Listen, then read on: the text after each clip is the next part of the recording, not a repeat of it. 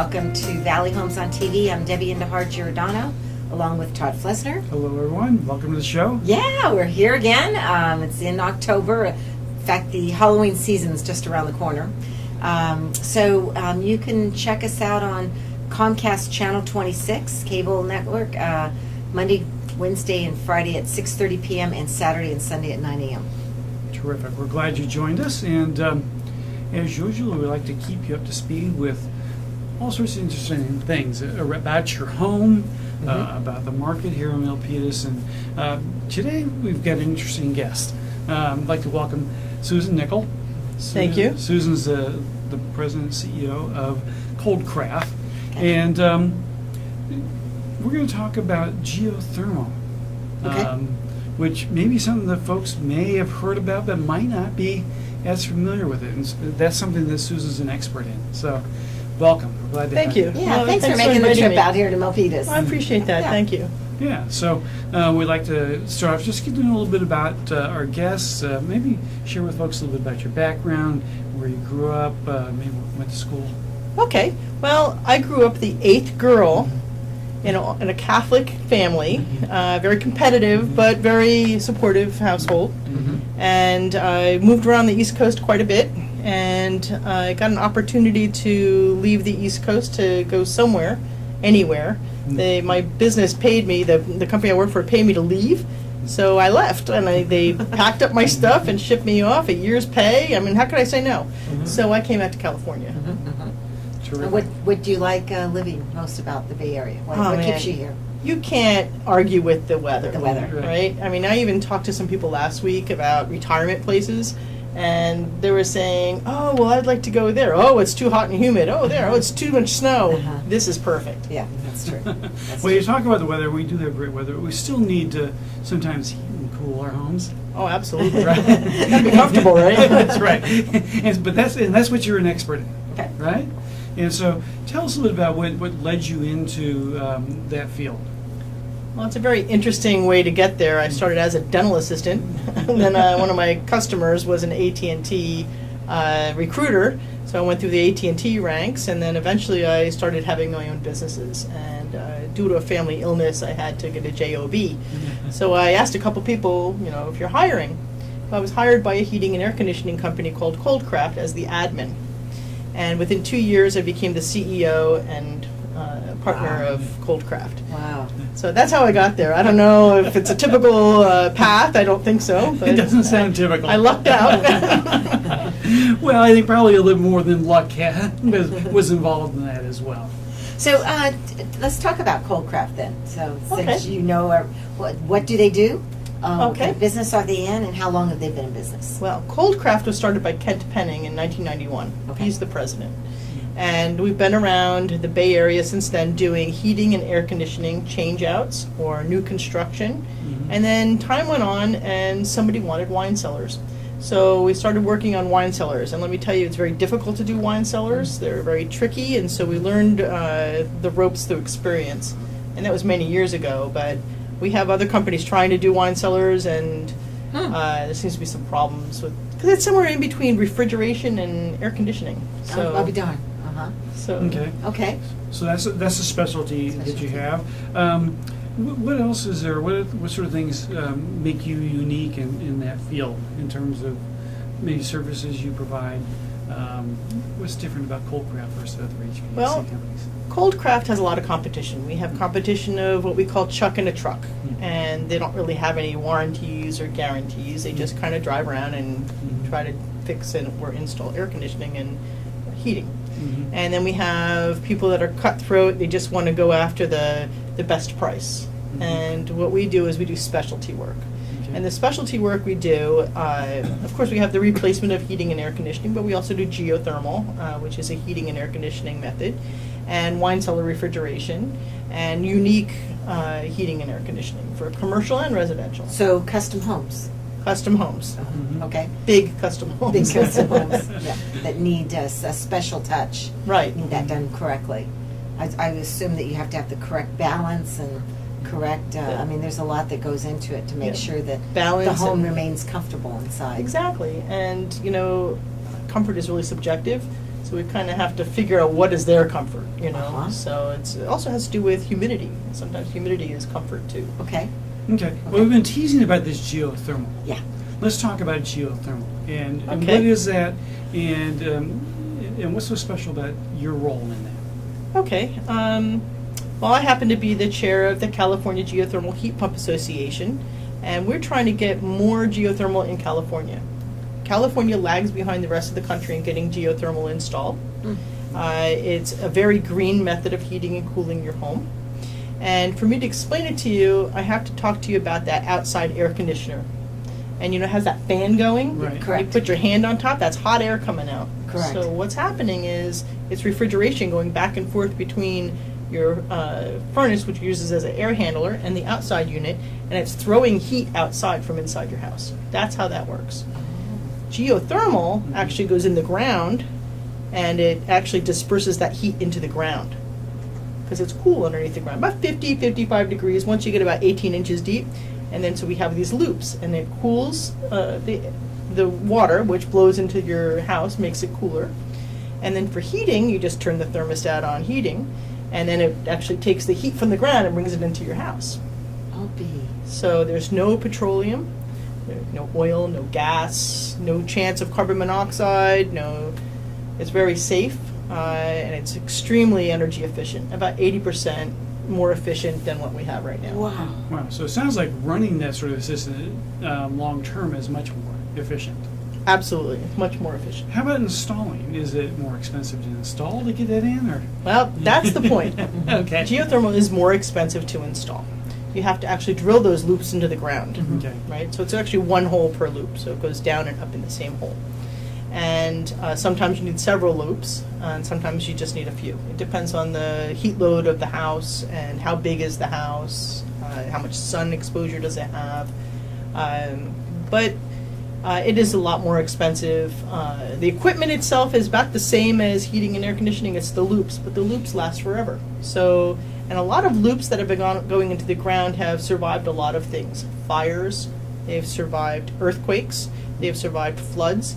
So when people have geothermal and they have natural disaster in their area, they look for that loop afterwards, and there it is. They hook it right back up and get going again. So, Susan, I would assume, maybe not, but with new construction going on in this area, wouldn't it be wouldn't it be smarter to put that in at the time when you're doing that construction as opposed to a retrofit?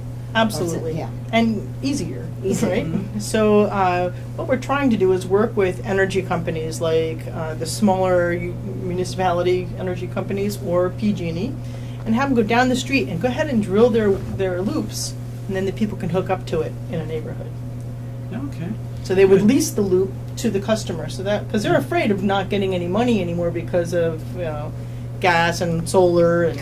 So you mentioned earlier, so California lags behind other states, and what do you think is the reason behind that? Well, I mean, politically, California has a just- lot of gas lobbyists, natural gas lobbyists. Oh, okay. And there's going to be some changes coming where there's Title 24 coming that you actually have to have net zero. You cannot have Well, that's carbon. by the year, what, 2030 or something? 2022, I think it is. 2022, yeah. Okay. And then a little later for commercial. Okay. All right. So if someone were thinking about maybe they own a home now and putting this in, are there requirements in terms of how much of a space you need for that? Yard versus maybe a zero lot line sort of home. Yeah. These are great questions. Yeah. You guys Thank you. looked ahead, I think. But the I zero. did check your website. Oh, so- good. We have one actually in this town of Milpitas where we put in underneath their driveway because Okay. it doesn't have to be exposed as long as there's a trench to the house. So Okay. they had a driveway that they wanted to take out and Take out, put uh-huh. bricks in, Uh-huh. like the pavers. Uh-huh. So they took out the driveway, they drilled the loops, and they put the pavers in, Mhm. and that's what they're used for that. Wow. So we could put it in a lot of places. We could put it under a building. Delta Americas, which is the headquarters not too far in Fremont, they have a lot of loops underneath their parking lot, Mhm. and maybe some under their building too. Okay, so did we answer how our energy costs lowered? So once you bite the bullet and get this installation cost done, how much you said 80% lower in cost? 80% of your heating, air conditioning, and hot water. Because it does hot Wow. water too. Wow. Wow. Some units, That's depends on huge. which one you get. Yeah, absolutely. That is huge. So long term, then there's some real benefits for folks. Good. How about tax credits? If folks were considering this, are there benefits there? Well, years ago, there was a great tax credit, about 30%, and it went away. But it's back this year. Okay. And it's really great. It's 30% of the installation cost for a residential to have. That's not a state one, man. It's It's a federal. Federal. Federal. And tax credit, difference between tax credit and a write-off, like something against your taxes, this is actually reduces your tax liability by 30% of that install. Wow. Now, to figure out what applies to it, you have to talk to your tax professional. I'm not a tax professional, but they can guide you in the best way of taking that tax credit. Okay, so let's talk about wine. Wine, cellars. yes, Woo! So, how did you get started into that area or ColdCraft? Well- What began that process? We got tapped on the shoulder once to put a wine cellar in a high-end, I can't tell you who it was, but a CEO of one of these mega tech Okay, companies. okay. And so we went and installed that wine cellar, and we kind of liked it. Uh-huh. It was a big wine cellar. Now we're doing a wine cellar that's about 4,000 square feet. That's huge.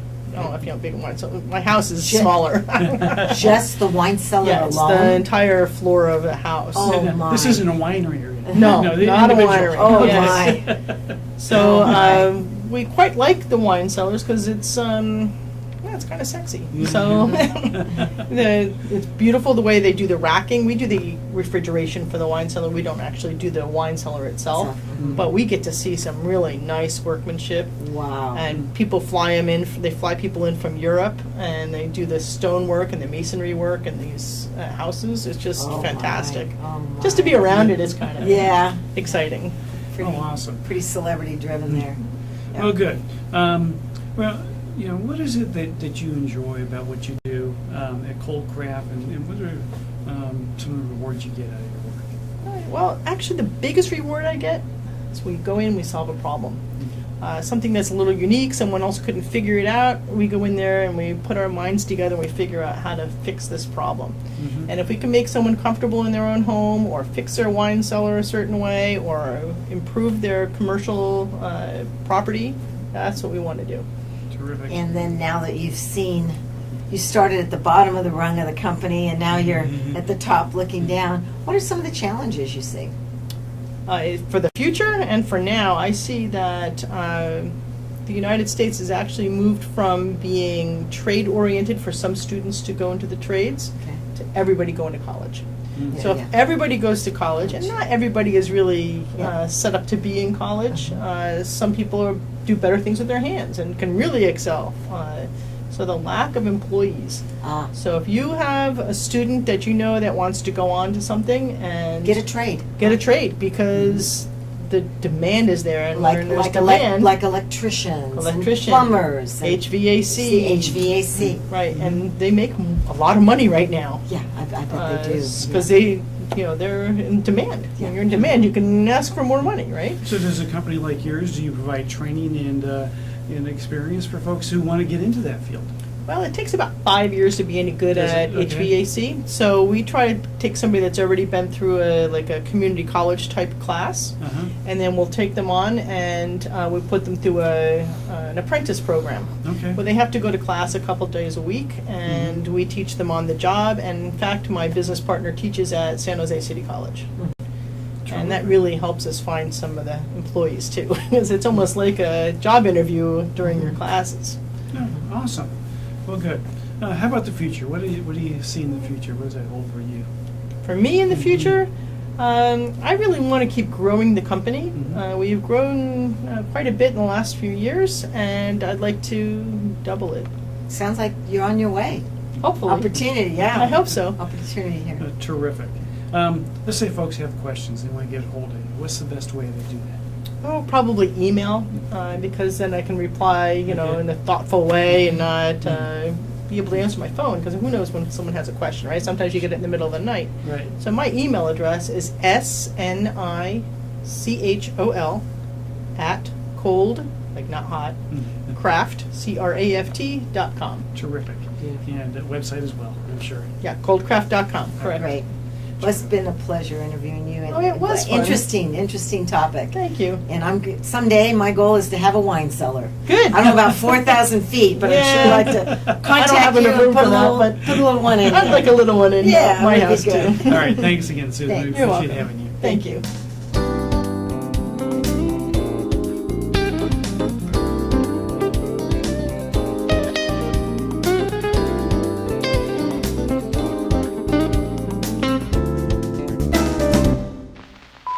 The following is a public service announcement test to determine if you need a fishing license and boat registration before you head out on the water.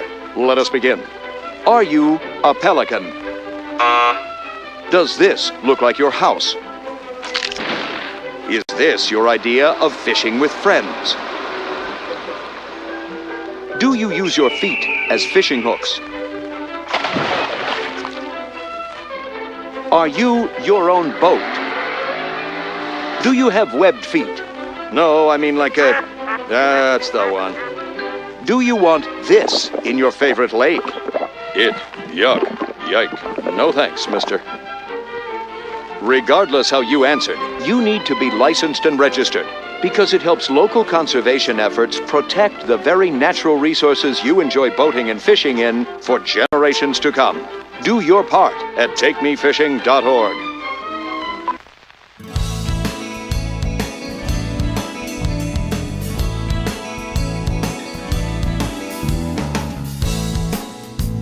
Welcome back.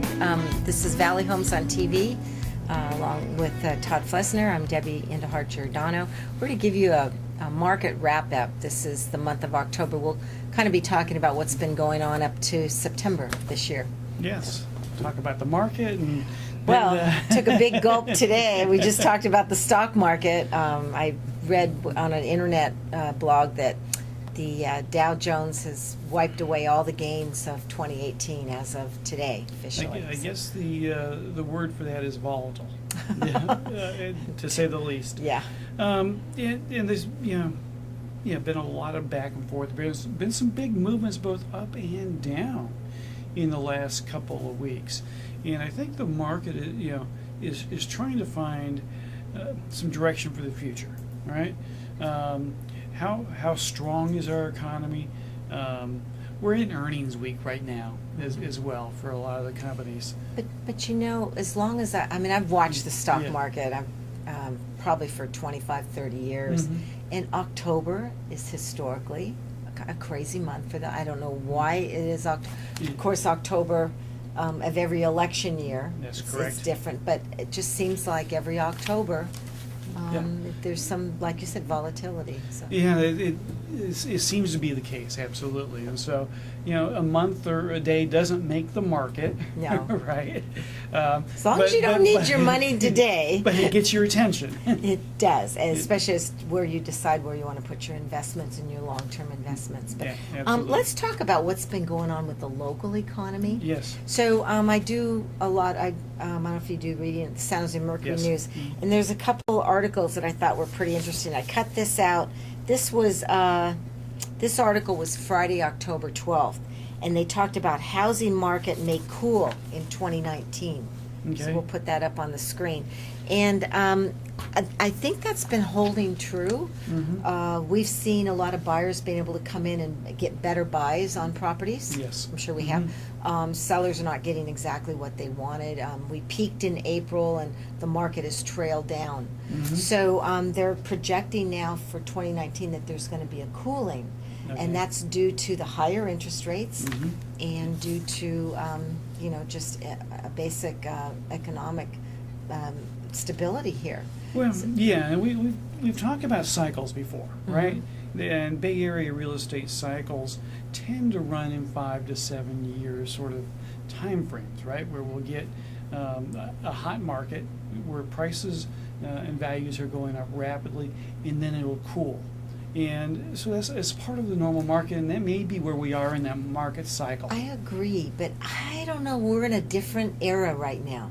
Trump is president. Yes. Focusing on tax cuts and economic rebounding. Yes. And then with our local economy, we've never seen, I mean, we're different from the rest of the United States. In That fact, is true. so here's an article just a few days ago.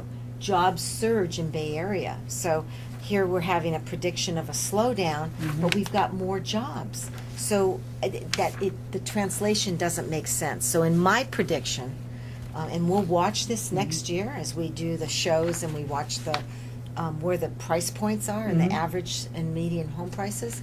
I don't think we're going to see a dip. I don't think we're going to see a lull. I think people need to buy. Buying a home still has its value. Yeah. So I don't see it coming. Well, I think our economists in our company are seeing from prices going up like this to moderating Moderate. in terms of how much Well, they they're actually going up. dropped. They did drop, but Well, here, we have a little bit of a seasonal adjustment, right, and a correction of sorts. yeah. Yeah, we'll watch. We'll see. We'll see. We'll see. So, but look at what's happened year over year. So let me give you some numbers. For September of 2017, we were at $1,025,000 for an average price, and last month it's posted at $1,216,000. Okay. Not a bad profit for 12 months, is Not it? bad. And then condos, townhouses. Average price was $761,000 a year ago, and that's jumped to $878. And remember, these September housing numbers for last month are already adjusted downward. We've had a little downward because of the adjustment in the Okay. pricing, but year over year, terrific. And now with these jobs surge, I think we're going to see real estate to still be a very good investment. Yeah, well, absolutely. And if you need a place to live, owning a home is always, I think, a great option for folks.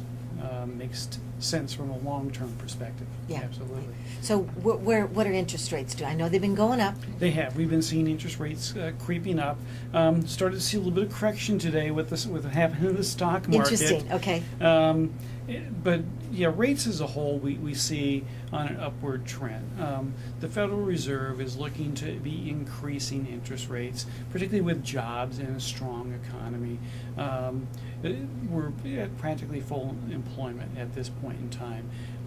And so we're still unwinding some of what was going on with the Fed during the Great Recession and the pumping that was going on and the low cost of funds at that point in time. So the Fed is unwinding that purchase program Okay. that they had to keep rates low. Okay. And so we're coming back to more of a normal sort of market in terms of interest rates and investors in. We're still in that rate below of return. 5, right? Yeah, we're in the high 4s to about 5%, depending upon the type of loan that we're You looking know, at. it's not bad. Historically, it's great. Historically. Historically, it's great.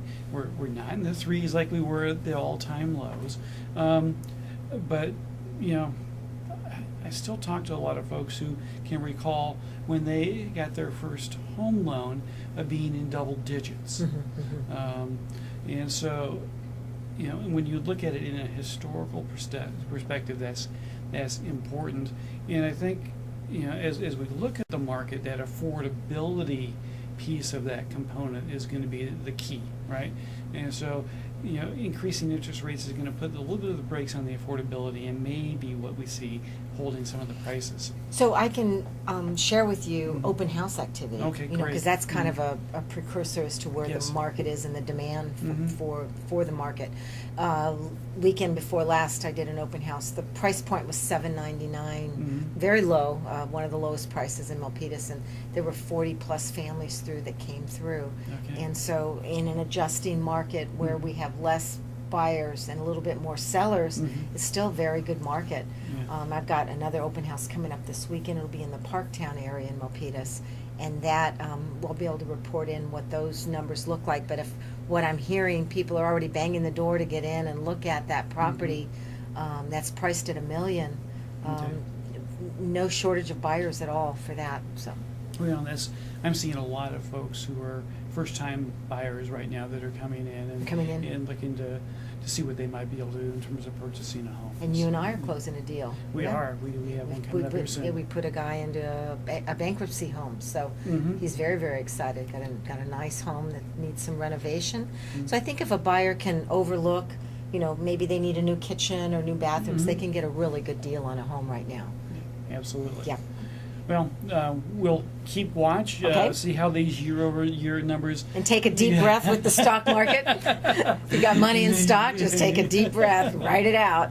That's right. Yeah. So, but it's always interesting, and appreciate you doing the homework to bring these stats Thanks. to us on a. I enjoy on it. on a weekly basis. I really enjoy looking at those numbers. So, All right, if folks have any questions, they can email me at giordanodj@aol.com. We'd be happy to answer those on the show. Or T. Flesner at opusadvisors.com. And I understand you still pre-approve buyers. Anybody looking to get pre-approved, and if they're excited or interested about buying a home, that's the first step. It is, and I welcome the opportunity to talk with folks about how that might work for their particular situation. Beautiful. All right, we'll see you folks next couple weeks. Thanks. Thanks.